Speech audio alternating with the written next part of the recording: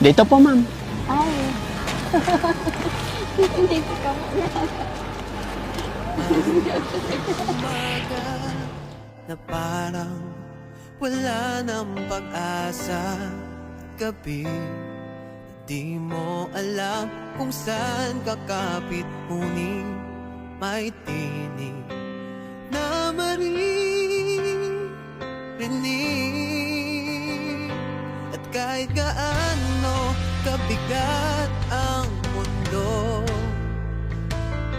may kamay na aabot sa'yo. Tinatanong ako, kinukumusta ako kung anong gagawin ko. Magninegosyo kami sa Agusay. Yung dating kami po yung negosyo. Basta wala lang sabong. Basta? Wala lang sabong. Yung ibig kong sabihin, okay lang yung sabong na pa isa-isa, wag lang yung online na madaling maubos ang pera doon. Yun po. Narinig mo tayo, request ni teacher. Kasi kahit na sa Cavite, pagka kami ay kami ay pumapasada, kahit 3 AM na, Opo. malakas pa rin siya. At saka yun ang huling request niya, yung pumunta kami doon na hindi natupad dahil wala akong pumasahe. At saka isa pa, iniisip ko na hahati dahil may iwanan ko yung 4 na anak namin. Opo. Buti kong yung dati na buhay pa ang tatay ko na kahit umalis ako pwede, pero ngayon at least sana makapagbigay ng lakas na etong anak kong ito, kinaya niya yung tungkulin ng isang ama. Sa maraming nagsasabi dyan, yung anak mong yan, kinaya niya ang pagiging isang ama habang wala ang asawa mo. Siya, humugot kami ng lakas sa kanya dahil kaya ang daming sumusuporta sa kanya. Pumapasyal sila dyan personally dahil at saka ang daming nagchat-chat dahil nakaka-relate sila sa ginagawa niyang pagpapakatatag. Ni RJ. Opo, Savior talaga si RJ, no? Napakabait ni RJ. opo. Pero hindi lang po siya. Yung bunso ko po, yun talaga ang number 1 na naka-online lagi. Yung panganay, lang po yun, dahil nung una meron siyang girlfriend, pero ngayon may ipopokus na sabi dyan sa kasi naka-online sila lagi, sina ate, yung kasama natin,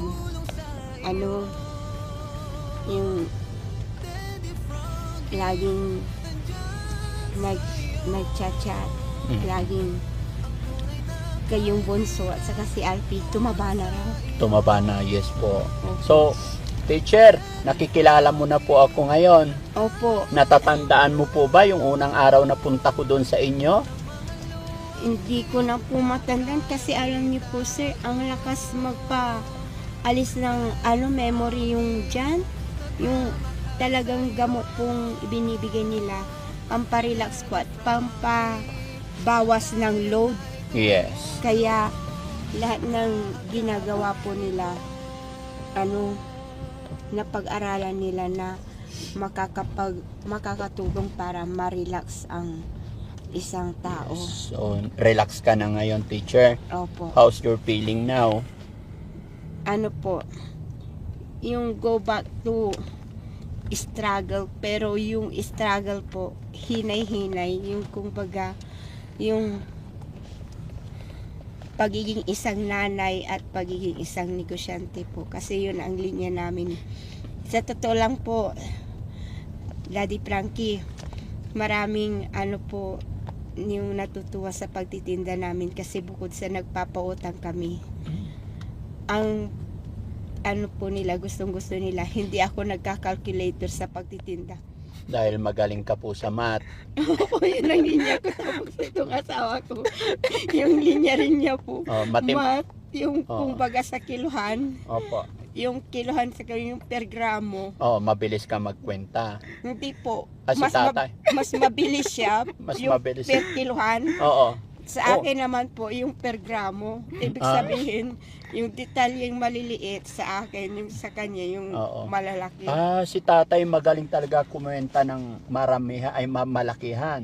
Opo, dahil talagang negosyante po ang Alam kanila. ko yung kwenta ni tatay pag malakihan, tay. Yung kwentahan ni tatay malakihan, ganito lang. Di ba, tay? Tapos may mga paganyang... Nakakabingi yun. Ha? Nakakabingi.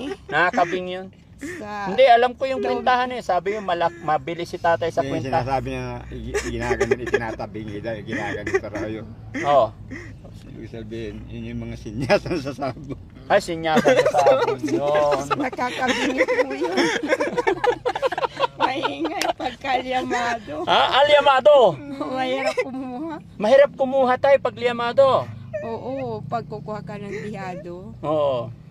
yung mabuti pa yung dihado na madaling tumaya, pero yung yamado, mahirap. Pero magaling si teacher sa mga gramo-gramo lang pag sa timbangan. Halimbawa, 1.3 ay 50 pesos yung per kilo. 1.3 yung timbang. Magkano na po yun? Ano na po yun? 65. 65. Okay. Yun po Tay, may tanong naman ako. Paano yung kabilang banda? Doblado. Paano tayo papago? Ano po yun? Tatay, si tatay may alam nun. Liamadista po yan. Alyamadista. At saka, ano po yan, pagsama ng San Carlos lang. San Carlos. Pero si teacher, alam mo po si tatay, hindi makapagsalita, speechless siya, umiiyak po siya. Naiyak lang ako kasi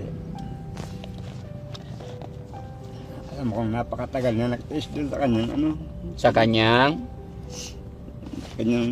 pinag-ano sa bahay. Kasi po, Nag-iisa lang siya ron. Mga anak ko kasama niya, siyempre kung sa pagtulog talagang nag-iisa lang siya. Hindi ko alam kung anong sitwasyon niya. Kung nakita niyo naman yung pwesto niya, wala siyang papag doon. Doon po ako nalungkot nung unang kita ko kay teacher, kaya pagbalik ko may dala akong papag. Kaya lang nung pagbalik ko, wala na si teacher, nakatakas na.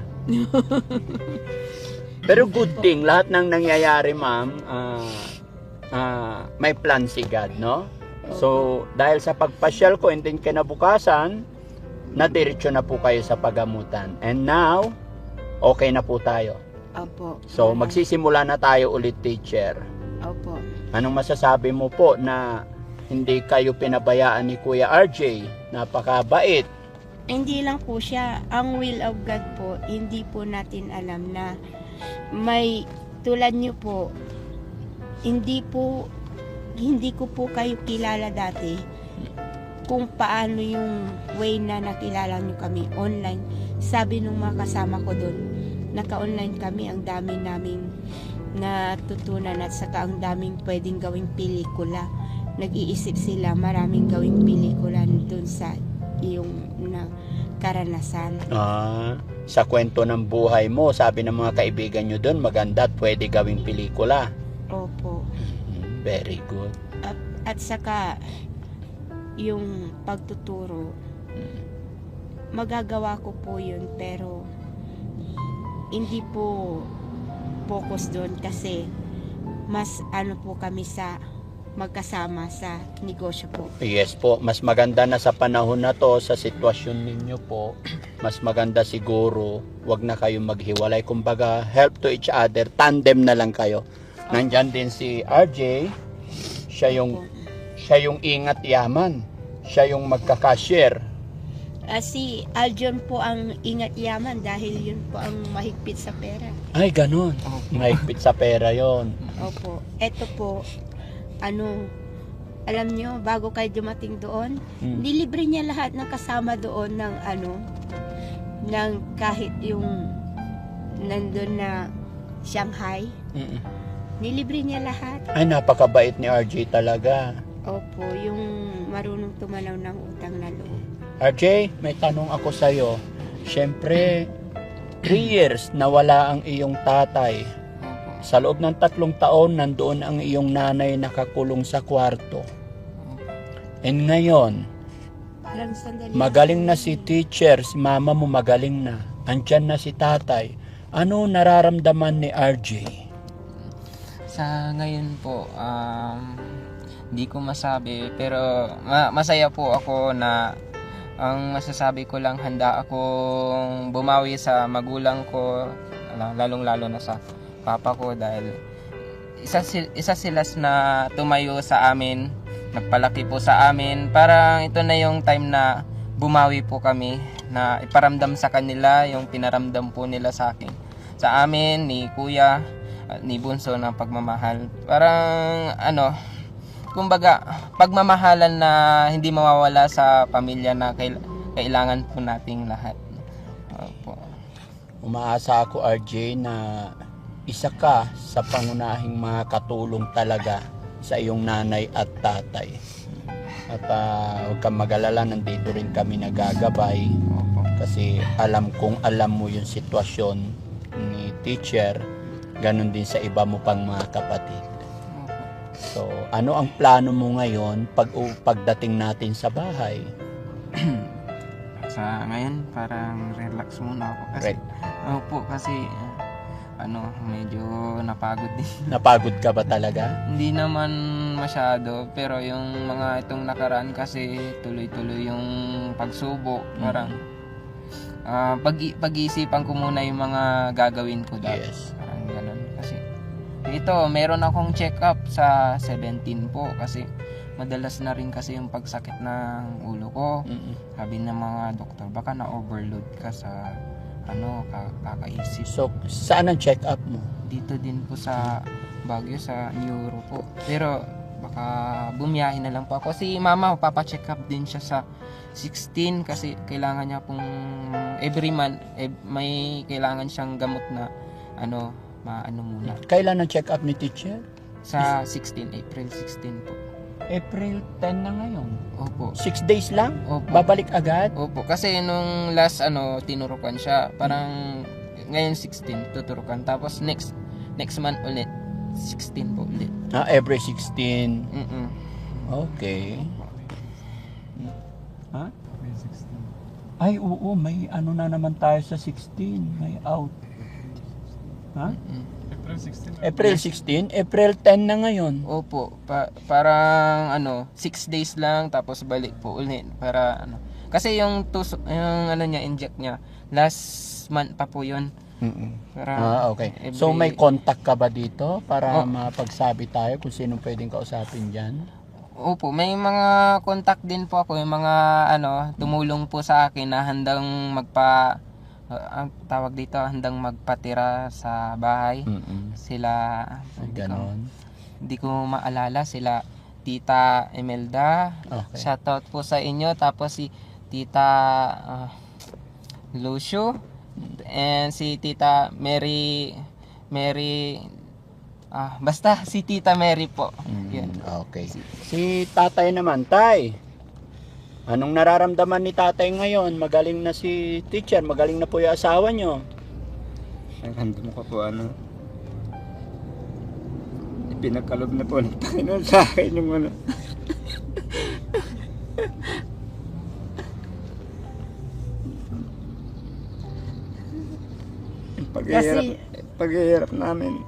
yung paghihirap namin, parang pinaramdam niyo po sa akin na may katapusan din po.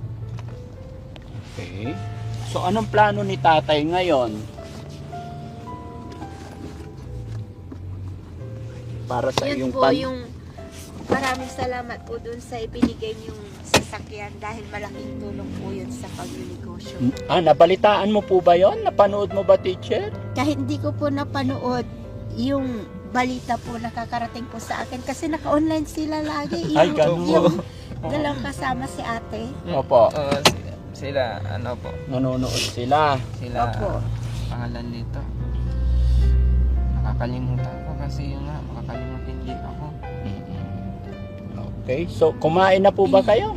Opo, si mama po bago po kami umalis. Bago umalis. Okay. Saan yung isang sasakyan natin? Malayo? May Nasa gift ako unahan. kay teacher. Pakuha nga, Kuya Jessie.